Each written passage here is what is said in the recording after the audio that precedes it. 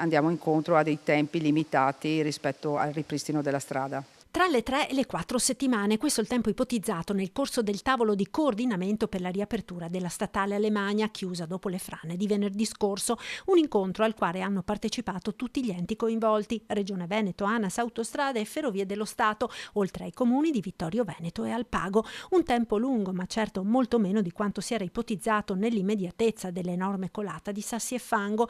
La linea ferroviaria è stata riaperta stamane, anche se ci sono stati ancora dei ritardi nei collegamenti da e per il Bellunese. Rimangono i disagi per gli abitanti di Fadalto, costretti a prendere l'autostrada e pagare il pedaggio, oltre che subire gli effetti del traffico nei fine settimana.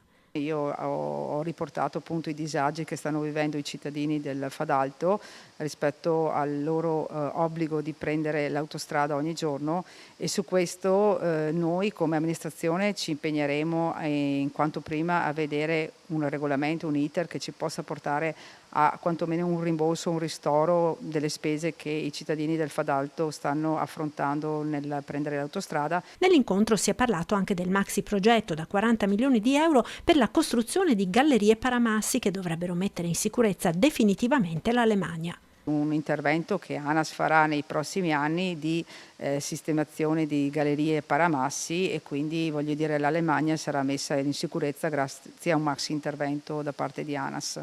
Nel frattempo si sta ipotizzando un meccanismo risarcitorio per i residenti, visto che purtroppo gli smottamenti continueranno a ripetersi finché non verrà realizzato un intervento risolutivo. L'assessore e vicepresidente della regione Elisa De Berti ha garantito l'impegno di trovare con il MIT di concessionari autostradali soluzioni alternative per attivare in modo rapido l'esenzione dal pedaggio o il ristoro dei costi.